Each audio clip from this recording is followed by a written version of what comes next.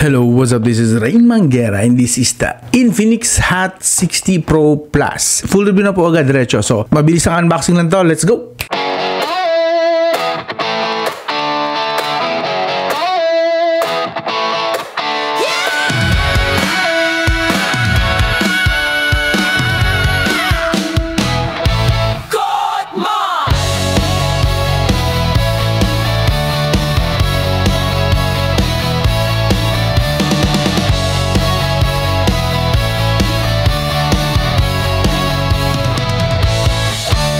So, ayun, eto na nga siya. At lumipas na rin ng isang linggo mahigit. And ito na po ang ating verdicts base sa mga test at sa mga nagamit natin siya pang araw-araw.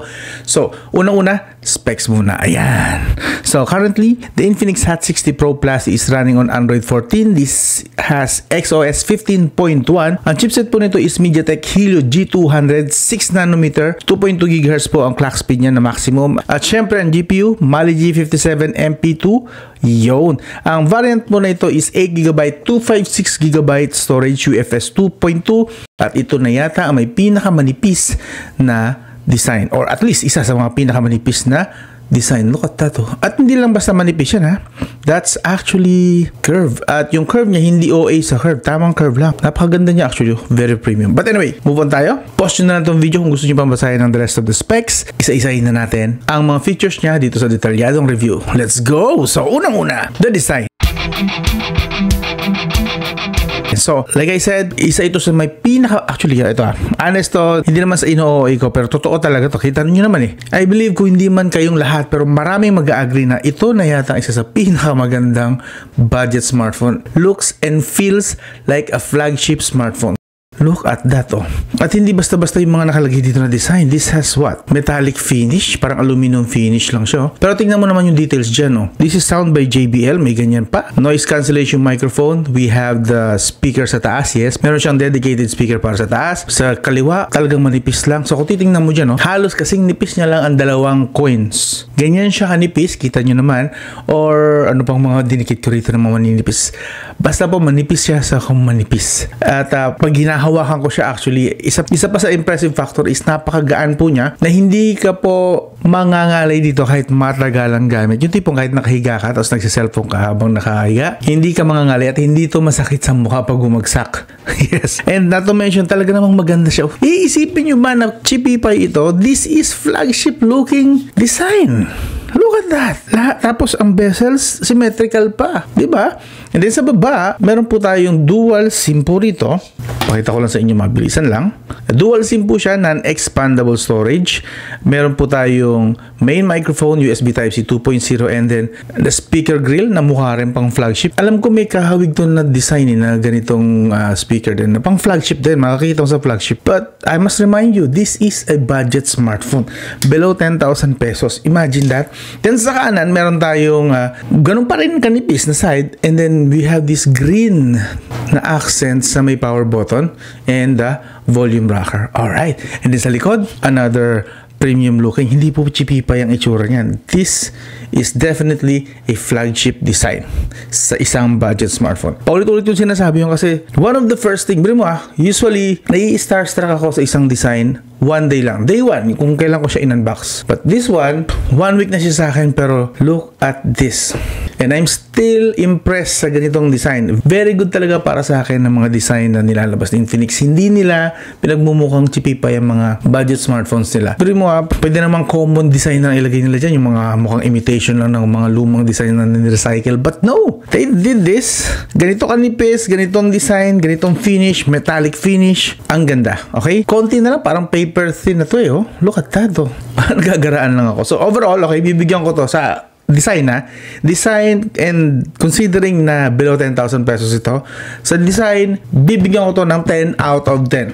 Wala akong ibang masabing pangit sa design nito. Lahat maganda, bawat angulo, bawat camera shot, gandang-ganda ako sa kanya. Ang solid lang talaga. So again, 10 out of 10 sa design. Okay, design pa lang yun, don't worry. Meron pa tayong ibang mga features na kailangan pang suriin at i-test. Okay? So again, design, build, 10 out of 10. Alright, panalo na So, sunod naman tayo ngayon sa performance. Okay. Ito, i-real talk natin dito. This has Helio G200. Okay? That's another rendition ng Helio G99. Pero, meron po siyang improvement this time. Okay? Hindi siya yung pinalitan lang ng pangalan. This one has an overclock GPU. So, ang mga old Helio G99, I believe, nasa 900 to 1000 MHz. This one has clock speed of 1.1 GHz. So, slightly mataas po ang frequency ng GPU nito. But still, as you can see, since this is so manipis, hindi po ito minamarket as gaming phone kasi parang ang awkward naman, gaming phone ng ganito kanipis, paano mo paikutin na maayos ang thermal dito. Okay, so despite the fact na medyo mas malakas ng konti yung GPU nito, this is not marketed as a gaming phone, but this is a very capable smartphone. Just in case na gusto nyo lang maglaro, like casual gaming lang, panalo na to. Okay, so ang total score niya, papakita ko na lang din sa inyo bilis. Nakakuha po siya ng 449,103. Ang translation niyan, just in case na makita nyo lang, is 137,000 sa CPU, 71,000 sa GPU, and the rest, yun na po bumuo para makompleto itong 449,000 na score. Okay? And tinest din natin actually yung kanyang storage, 62,000. So, confirm this is around UFS 2.2 or 2.0, pero I believe nasa 2.2 ito na speed. Confirm naman siya. Hindi naman siya eMMC. So good thing. Solid na po yan. And now, doon na tayo sa games. Pero I must tell you na sa game, bago tayo nag-start na game, sinet po natin siya. Okay? Meron kasi dito sa display settings, sa refresh rate, is pwede mo i-customize ang app to run on maximum 120 Hz screen refresh rate. So, I must show you, para baka magtaka lang kayo, bakit gano'n ako nakuha ng FPS. I already set the games sa 120, Call of Duty 120, wala namang 144 Hz kasi rito, despite na supported niya 144. 120. So basically lahat ng games hanggat kayang or supported ng settings, nilagay natin sa 120 Hz screen refresh rate. That's refresh rate pa lang po, hindi po yung FPS. Lipat na tayo ngayon sa actual na gaming test. Sa Call of Duty Mobile, sinet natin siya sa low graphics and high FPS. Stable naman po siya sa 40 FPS. Take note, that's 40 FPS. I'm not sure why hindi siya nagsi-60, but we got the 40 FPS. Pero in fairness naman sa temperature, nakuha lang niya is 35 degrees Celsius, despite na nasa 30 degrees Celsius tayo na room temperature. So basically, magaan po sa kanya. I think, naghihintay pa to ng maybe software updates para makuha niya yung 60 FPS pataas. But right now, 40 FPS lang po nakuha niya. Better than 30 FPS, I guess. Pero 35 degrees Celsius, napaka lamig po niya. Hindi pa po napupush yung kanyang talagang totoong potential. Okay? Maybe dahil bago pa lang ang Helio G200, abangan natin na ma-optimize yan. Okay? Sa PUBG Mobile naman, sinet natin siya sa smooth graphics and extreme FPS. Yes. Nakakuha tayo ng 35 to 40 FPS. Basically, nasa 40 FPS din. And again, temperature malamig. 37 degrees Celsius. Despite na nakaset siya sa extreme FPS, hindi natin makuha yung FPS for some reason. Maybe, again, dahil bago ang Helio G200. We'll see. No promises, pero we'll see kung mag-improve siya in the next future updates. Okay? Especially ng mga games na updates. Sa Mobile Legends naman, sinet natin siya sa medium settings and high FPS. Nag-run siya roughly around 60 FPS. Basically, medyo stable naman siya sa 60 FPS. And again, the temperature malamig. 36 degrees Celsius. Despite na ang room temperature na gamit natin, naka-off ang aircon, naka-off ang electric fan, 30 degrees Celsius, hindi pa rin po siya nag-iinit, which is very good. And of course, dahil Infinix ito, meron po siyang built-in na gaming mode, as you can see. Pakita ko sa inyo lang mabilis lang. You know. So, pag nag-open kayo ng game, basically, swipe lang kayo dito sa kanan. Masyado malakas. Swipe lang kayo dito. Once na nag-appear na yan, again, sa mga hindi pa nakakaalam, hindi pa naging Infinix user, once na nag-appear na yung parang floating na yun. Swipe mo lang yan, lalabas itong gaming mode niya, which you can tweak kung anong gusto mo na bigay niyang performance. You know. So, may bypass charging. Yun. Makatutuwa rin kayo malaman na despite na ganito lang siya kanipis, may feature pa rin siya na bypass charging. See that? Yes. Naka-on. And other features, pwede nyo lang kayo na magkuting-ting yan just in case na mabili nyo na to. And we have graphics settings, immersive tool controls, and even magic button, which means na yung volume button, pwede mong gawing extra button. Pwede mong iset po. Yes. Pero masyado na kasi malayo para maabot yun. So, kung mahaba naman ang daliri mo, you can again set this as an extra button in-game. But, yeah, depende sa inyo kung gaano kahaba yung daliri nyo. That's the gaming mode. So, again, not marketed as a gaming phone, but it can game. Actually, tinest ko siya sa isang racing game na favorite ko. Okay?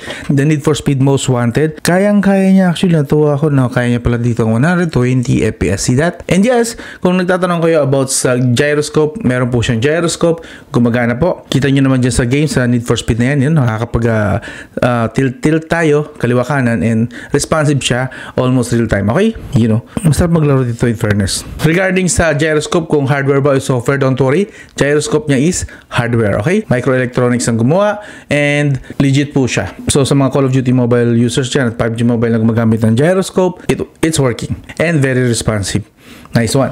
Now, sa performance, since Helio G200 lang ito, and right now hindi pa siya ganun ka-optimize, pero kita natin may potential since hindi pa na ma-maximize yung kanyang CPU at hindi rin siya nag-overheat, bibigyan ko siya ng benefit of the doubt. So right now bibigyan ko siya ng score na 7 out of 10 sa performance. Okay? Real talk naman po yan, don't worry. Now, with 7 out of 10, very usable po ito sa mga casual users, very capable po ito sa mga tropa nating riders, and sa mga hindi naman naghahanap ng gaming phone. And considering na below 10,000 ito, I think very good na yung performance niya. May potential pa in the future, no? Slight lang, konti lang. Okay. Anyway, lipat na tayo ngayon sa display. So, eto na. The display has 6.78-inch curve AMOLED. Kita nyo naman sa curve na yan, makikita nyo dyan. And of course, konting montage and b-roll. Yes! This curve AMOLED supports up to 144Hz screen refresh rate. And syempre, papakita ko sa inyo. Ang pinakamababa na kaya niya i-render is 60Hz. Yes. And kaya niya po umakyat hanggang 144. Pag tinatouch nyo siya, aakit siya ng 144. Of course, as long as nakaset siya sa 144 sa settings.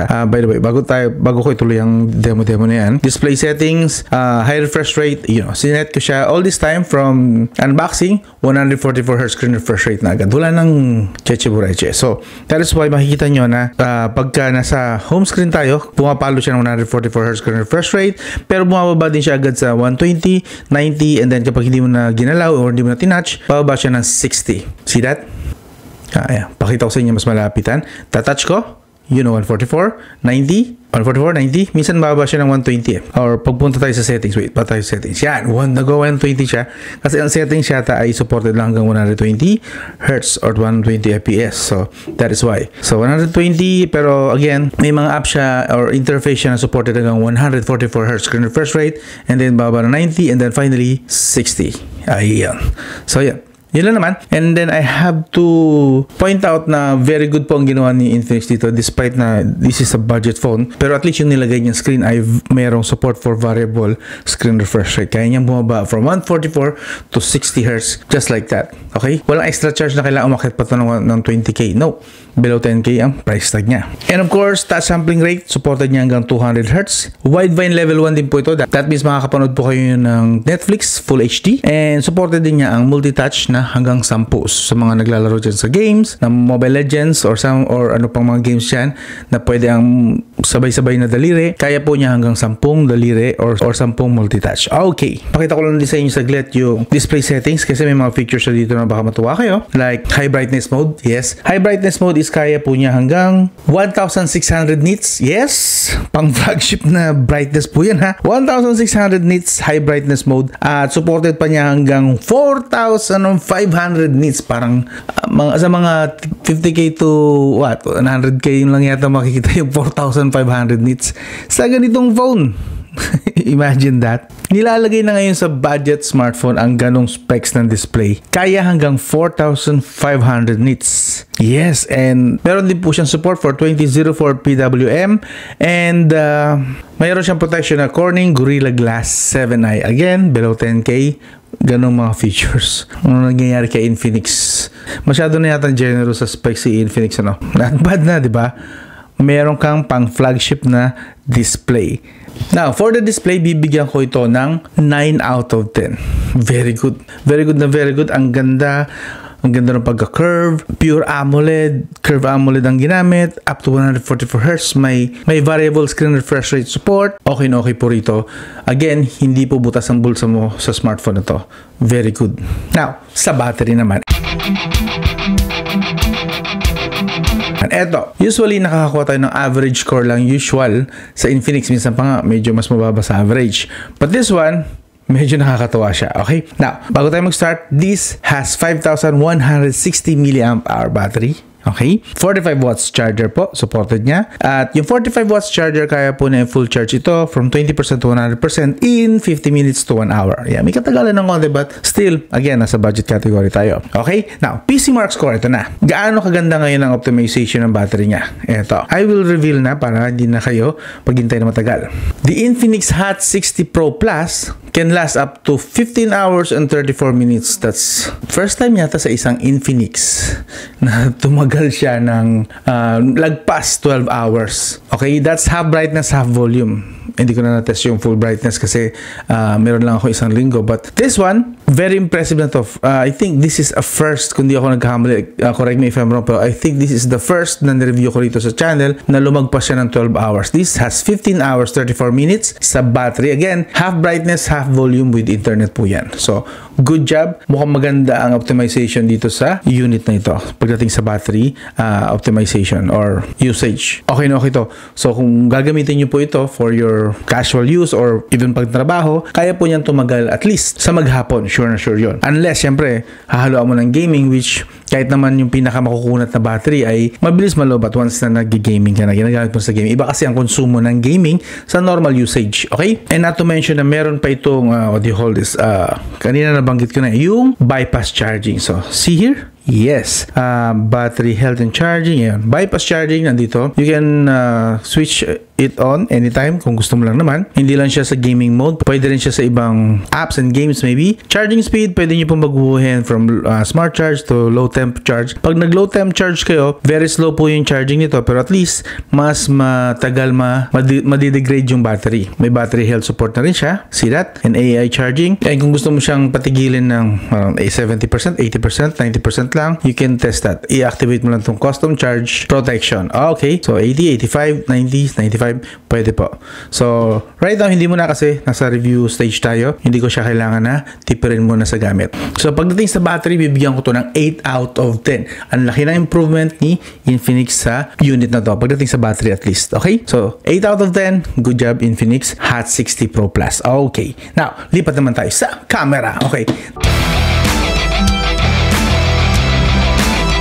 This unit is using a Sony IMX882 sensor. Okay? Usually nakikita natin sa mga mid-range, pataas ng mga smartphone. Pero this time, nasa budget smartphone siya. So ito, pakita ko lang sa inyo yung mga test sa pictures. Ayan. So kita nyo naman, ang isa pa sa nagustuhan ko rito, no? While magaganda, vibrant, even if gloomy yung weather, pero buhay na buhay pa rin naman po yung mga kuha niya rito. And isa sa mga nagustuhan ko sa kanya is, para sa isang budget smartphone, ang bilis ng shutter nito. Pero mo kahit naglalakad ako, kalagit na maglalakad, kung mapapansin nyo yung ibang shots, medyo hindi naka-frame na maayos, medyo tabingi. Kasi naglalakad lang ako niyan, mabilis ang shot, pindot, hindi nagbe-blur, hindi nag-shadow, nagkakaroon ng naiiwang image.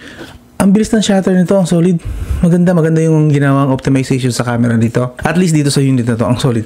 Again, kahit naglalakad ka, tapos malikot ang kamay mo, bigla mo lang pinindutin yung shutter button, kuha agad. Hindi nagkakaroon ng shadow or after image. Ang galing ng camera nito. And of course, kita nyo naman na magaganda talaga, buhay na buhay. And supported po niya sa video recording naman ng 2K at 30 FPS, 1080p 60 FPS, and kung gusto mo ng video stabilization, 1080p at 30 FPS. Both front and back po yun. Supported niya both 2K at 30 FPS. Okay, just in case lang na gusto mo na high resolution na video recording, gamit ka lang siguro ng tripod para mas smooth or hindi mauga yung kuha. Pero kung gusto mo talaga ng stable, use the 1080p at 30 FPS. So ito yung pinakakanyang mga features. Slow-mo, time-lapse, dual video, yes, for vlogging na just in case na gusto mo, sabay mong gagamitin ng likod na camera and front camera, dual video. That's good for vlogging, like outdoor or nag-aano ka ng mga pagkain or sa resort, gusto mong nakikita pa rin ang mukha mo, pwede po yan. Portrait, Skyshot Pro Panorama Document Super Night Mode, and the rest, portrait, AI cam, video, and vlog. Okay, so yun lang naman. This one is the 2K resolution na video recording. Walang stabilization supposedly, pero not bad na rin naman. Pero pansin ko dito sa screen, medyo shaky lang. We are at Club Sport. Tagaytay, alam ko, Tagaytay na rin yata ito. Correct me if I'm wrong. Pero ito po yung kanyang, pag naglakad tayo, diretso, normal na lakad, acceptable na rin siguro. Pero don't expect na super stable. Very acceptable na to. Kung gusto nyo talaga 2K resolution, supported naman niya. Siguro gamitan nyo ng tripod. If you can afford a gimbal, maybe even better. Yes, okay na rin. Ganda rito sana kung di naulan. Sarap tumambay rito. Anyway, kamusta ang audio? So ito ang 1080p 30 fps. Nandito yung stabilization niya, and so far mukhang stabilize siya from the screen. I think it's good stabilization. Kaso sa 1080p at 30 fps siya applicable yung ganitong smoothness. But anyway, kamusta naman ang maulan kasi ngayon eh, sensya na. Kaya kita nyo, kulimlim, basa yung sahig, semento. Pero kamusta yung microphone? Now, this is the front camera, 2K at 30 fps. I assume wala rin tong stabilization, but very decent naman. Again, makulimlim kaya ganyan. Nag-uulan ito, baha sa yung sahig. Try kong lumipat sa 1080p at 30 fps saglit, kung okay yung stabilization niya kahit EIS man lang. So, this is the 1080p at 30 fps. I think this one decent. Yes, so naglalakad tayo at hindi siya ganun ka-shaky. Good enough. Pwede. So for vlogging, very nice. Pwede na to. Yeah. Kung gusto nyo na stabilized, pero pwede pong i-activate yung stabilization. So pagdating sa camera, hindi ko na-expect na lalagyan ito ng Sony IMX882. So bibigyan ko ito ng 8 out of 10 pagdating sa camera. Very good and solid po. I think bagay na bagay ito sa mga medyo pasosyal at pakonyo ng mga users eh. And especially mga casual users din. Pwede rin actually. Mga working people na gusto magara yung itsura ng phone at very useful at very functional yung mga features. Ito yun eh. I think ito yun. Below 10K, very functional, maganda, hindi isipin na mumurahin ito. And not to mention ang nipis. So, para sa akin na, very, very nice. Ako mismo, willing akong gamitin ito as my backup phone. Yes, this one, pasok to sa akin. Below 10K lang eh. Ang ganda pa tingnan. Diba? Anyway, para na akong sirang plaka dun sa part na yun. Hindi lang ako makamove on kasi ganda. Like I said, sabi sa inyo, tapos na ang honeymoon stage pero nagaganda pa rin ako sa kanya. So, ang solid lang talaga. Again, 8 out of 10 sa camera. And now, sa audio. Okay?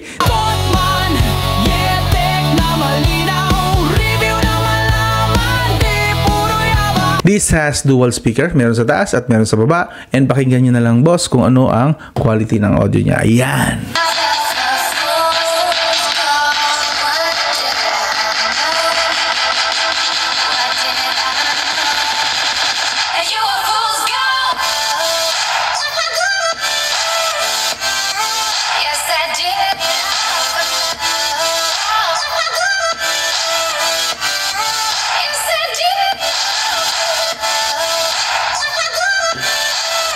Yun, I must remind you, this is tuned by JBL, you know, just in case na hindi ko nabanggit kanina, pero I think nabanggit ko naman. This is tuned by JBL, so maganda po ang sound niya actually, may kalakasan na rin, not bad. So para sa isang napakanipis na phone, hindi rin ako makapaniwala na ganun siya kaganda ang sound. Hindi po siya nababasag at maximum volume, solid po. So this one is very good, okay? And meron nga po pala siyang Bluetooth 5.4. That 5.4 na Bluetooth support po niyang SBC, AAC, LDAC, LC3, Opus, LHDC at Qualcomm aptX HD. Just in case na gusto nyo itong gamitan ng high definition, ng mga high-end yun ng mga earbuds. Pwede po, supported po ng smartphone ito. Saan ka pa, di ba?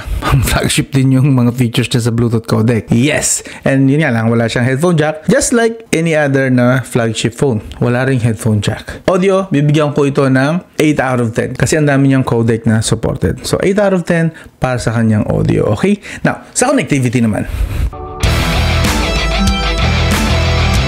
Since this is a Helio G series, expected na natin na wala itong 5G. So, this supports 4G, LTE, VoLTE, and VO Wi-Fi. Okay. Now, nabanggit ko kanina, meron siyang Bluetooth 5.4. So, pwede po siyang pang connectivity rin. And speaking of Bluetooth 5.4, so kapag pumunta po kayo sa connectivity dito, sa SIM network, and from here, SIM network, may mapapansin kayong Ultralink. This one, I don't know kung paano paganahin since wala akong extrang, nakita nyo may lumabas na icon ng walkie-talkie. Kasi wala akong extrang Infinix dito na may support din for Ultralink. But it would seem na ito ay pwede siyang gamitin, itong phone na to, as walkie-talkie using Bluetooth connection lang. So, parang i-turn mo lang dito para mahanap ka ng kapwa mo Infinix na meron ding Ultralink feature, and then pwede kayo mag-usap using this. I'm not sure how, pero maybe I could try to get another Infinix na may Ultralink. I don't know. Pero this one, very good po yan para sa mga walang internet. Gusto nyo Bluetooth lang. Siguro kung nasa isang event kayo, pareho kayong, hindi kayo magkakilala, pero pareho kayo may Ultralink. Maybe, I'm not sure kung gano'n siya nag-work, pero it would seem na gano'n nga siya mag-work. Yun. I-search nyo lang isa't isa, hindi kayo magkakilala, and maybe you can chat, be friends, something, I don't know, or karelasyon. I'll look into this kung maganda nga na feature yun. And of course, kahit na budget smartphone siya, meron siyang NFC. See that? Yun. Meron siyang NFC connection, and meron din po siyang FM radio, pero yun na, kailangan nyo pong gumamit ng headphone, USB Type-C headphone, of course, wala namang headphone jack ito, para mapagana ito. Now, sa GPS naman, this has 1 meter accuracy, so very good po ito sa mga tropa nating riders. Panalo na agad. Now, sa speed test naman, meron po itong 2.4 GHz and 5 GHz na Wi-Fi. So, sa speed test ng Wi-Fi ko, as expected, hindi niya kaya i-maximize kasi nga, this is a Helio G series, so hindi niya kaya i-maximize yung 600 Mbps ko. So, as expected, nasa 200 to 300 Mbps lang kaya niya i-utilize. Okay? So, that's not bad. Good enough na po yan para sa akin. Again, this is a budget smartphone. So, I can't expect na mag-flagship feature ito. Natuwa na nga ako na meron siya mga flagship features. Eh, huwag na nating abusuhin. Okay na yan. Ito naman, mobile data. Kamusta ka mo? Well, kaya po niya hanggang 50 Mbps. Siyempre, kung maganda ang reception sa area nyo. Pero, as you can see, kaya po niya dito sa area ko, 50 Mbps.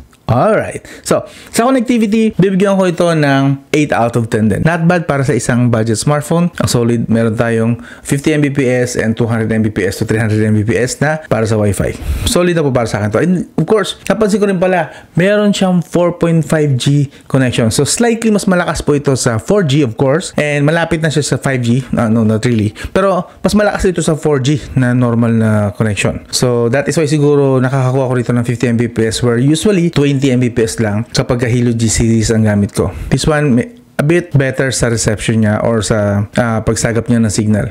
Good job. So again, 8 out of 10 sa connectivity. Now, sa verdict. Yun, nandun na tayo sa verdict. Since most of its feature very good naman, and mababa ang expectation ko sa battery, medyo gumanda na this time. Tapos camera, very nice. I like this. Yung bala ko pang backup phone siya, pero yung features niya, may mga features siya na wow, pang backup phone lang ba talaga to? Pwede na itong pang main phone, actually pang daily driver. So this one, the Infinix Hot 68 Pro Plus is a very good. I can recommend this actually. Honestly, I can recommend this. Bibigyan ko to ng 8.5 out of 10. Total verdict po yan. Okay? Magkakaroon din yata ito ng Pro version, Infinix Hot 60 Pro. Again, this is the Infinix Hot 60 Pro Plus. So, magkakaroon to ng walang plus version, the Pro version. Kung gusto nyo na mas mura pa rito. Kung namamahalan pa rin kayo dyan, kasi budget talaga yung pera nyo. I understand, pero I believe magkakaroon din siya ng lower version. Similar halos ng specs, pero at least mas mababa pa ng price. Kung, again, kung medyo gipit lang sa budget, mayroon pang i-release na mas mababa pa rito. Available nga rin pala sa smartphone na to ang One-Tap Infinix AI, and if you want, you can also switch to Gemini AI just for the option. Okay? But right now, I think very sulit na to. Actually, super sulit na to, itong phone na to. Right now. Okay? Again, this is the Infinix Hot 60 Pro Plus. You know, I hope nagustuhan nyo yung ganitong style ng review. I know, mahaba, pero as much as possible, binibigay ko na sa inyo yung mga questions nyo, yung mga sagot sa mga questions nyo kung ano bang kayang gawin ng smartphone na to. Okay? And real talk lahat. May ebidensya tayo, may proof, may actual test. So this one, I can recommend wholeheartedly. Okay? Right now, solid po ng version niya, itong Infinix Hot 60 Pro Plus. Again, this is Ray Manguera, and I'll talk to you again soon. Sana consider mag-subscribe, like, and share, ha? Yun lang. I'm out.